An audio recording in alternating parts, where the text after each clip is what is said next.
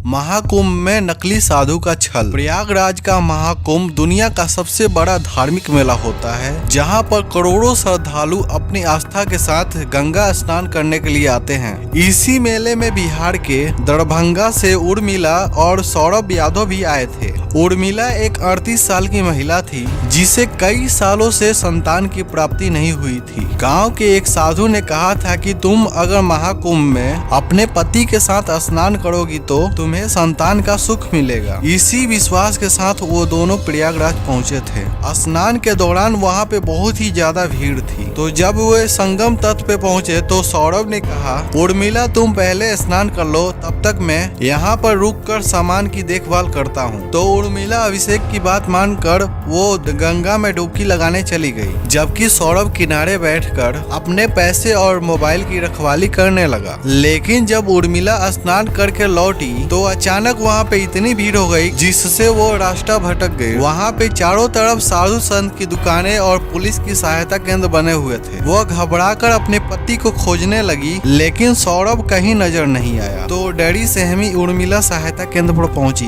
वहाँ पे उपस्थित पुलिस कर्मियों ने उसे दिलासा देकर कहा कि तुम्हारा पति जल्द ही मिल जाएंगे। तुम यहाँ पर 2-3 घंटे में हर बार अनाउंसमेंट करवाओ और यहीं पर रुकी रहो, ताकि वो इस जगह आए तो तुम्हें ढूंढ सके। तो उर्मिला ने पुलिस की बात मानी और वो बार बार सौरभ का नाम अनाउंसमेंट करवाने लगी। लेकिन कई घंटे बीत गए, फिर भी उसका पति नहीं मिला। ठंड बढ़ रही थी और वो भीगे कपड़ों में ठंड से कांप रही थी। तो उर्मिला जब पूरी तरीके से थक गई तो उसने सोचा कि कुछ देर तक कहीं आग के सामने बैठकर अपने शरीर को गर्म कर लिया जाए। तभी उसकी नजर एक बड़े तंबू पर पड़ी, जहाँ पे कुछ साधु आग ताप रहे थे। वह धीरे धीरे वहाँ पर पहुंची और आग के सामने बैठ गई। तभी एक साधु ने उसे देखा और पूछा कि बेटी तुम बहुत परेशान लग रही हो, क्या हुआ? तो उर्मिला ने रोते हुए पूरी कहानी साधु को बता दी। तो साधु ने गंभीर स्वर में कहा, चिंता मत करो बेटी, तुम्हारे पति यहीं कहीं आसपास हैं। अगले 1-2 घंटे में वो तुम्हें मिल जाएंगे। उर्मिला ये साधु की बात सुनकर चौंक गई। तो उर्मिला ने सोचा कि बाबा इतनी निश्चितता से कैसे कह सकते हैं कि उसका पति यहीं कहीं है, वो 1-2 घंटे में मिल जाएंगे। लेकिन वो बाबा की बात सुनकर उनकी बातों पर भरोसा कर बैठी। तो साधु ने कहा कि मैं तुम्हें प्रसाद दूंगा, कि जैसे ही तुम ये प्रसाद खाओगी तो तुम्हारे पति तुम्हारे सामने आ जाएंगे। तो उर्मिला अपने पति को सोच सोच कर थक गई थी, तो वह साधु की बात मान जाती है। तो उसने श्रद्धा के साथ वो प्रसाद खा लिया। लेकिन उसे नहीं पता था कि उस प्रसाद में नशीला पदार्थ मिला हुआ था। जैसे ही उसने प्रसाद खाया उसकी आंखें भारी होने लगी, उसे चक्कर आने लगे और फिर वो पूरी तरीके से बेहोश हो गई। यह देखकर तुरंत साधु ने तंबू के चारों तरफ से दरवाजे बंद कर लिए। इसके बाद वो साधु ने उर्मिला को अपनी हवस का शिकार बनाया। वह पूरी तरीके से बेहोश थी, उसे यह तक पता नहीं चला कि उसके साथ क्या हो रहा है। यह सिलसिला घंटों तक चलता रहा। जब उसे हल्की हल्की होश आती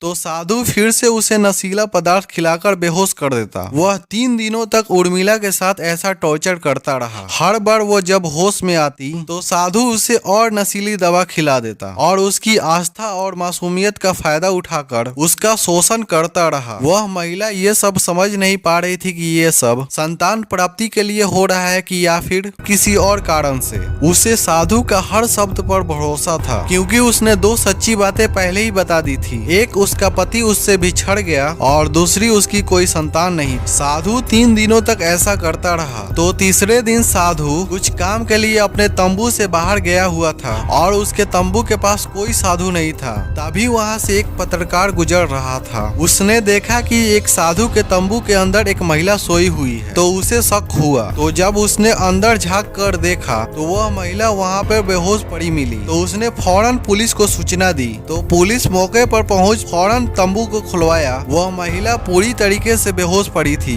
तो महिला पुलिस ने उसे होश में लाने की कोशिश की। तभी साधु तंबू के पास आ रहा था। तो उसने इतनी सारी पुलिस को देखकर वो भागने की कोशिश करने लगा, लेकिन पुलिस ने उसे पकड़ लिया। तो जब उसे सख्ती से पूछताछ की गई तो उसने सब कुछ कबूल कर लिया। उसने बताया कि वो एक असली साधु नहीं है, वह एक ठग था। और उसने बताया कि वो धार्मिक आयोजनों में जाकर भोली भाली महिलाओं को अपनी जाल में फंसाता है और फिर उन्हें नशे में डालकर उनका शोषण करता था। तो जब ये खबर आसपास फैलने लगी तो वहाँ पर असली साधु भी आ जाते हैं और वहाँ पे बहुत सारे श्रद्धालु भी आ जाते हैं। तो वो लोग गुस्से में आकर उसकी जमकर पिटाई की। तो पुलिस ने उसे किसी तरह भीड़ से बचाया और गिरफ्तार कर लिया। तो बाद में जांच में पता चला कि वह राजस्थान के जयपुर का रहने वाला था और वो एक मुसलमान था जिसने साधु का वेश धारण किया था। ये घटना हमें सिखाती है कि हमें हर किसी पर विश्वास करना सही नहीं है और असली साधु महिलाओं से दूर रहते हैं, लेकिन नकली साधु उनकी आस्था और उनकी विश्वास का फायदा उठाते हैं। और प्रशासन को चाहिए कि उन्हें ऐसे अपराधियों पर कड़ी नजर रखे ताकि भविष्य में ऐसी मासूम महिला ऐसे लोगों की जाल में ना फंसे। आप जब किसी धार्मिक स्थल पे जाएं तो सतर्क रहें और जागरूक रहें। जाते जाते मेरे इस YouTube चैनल को सब्सक्राइब कर लीजिए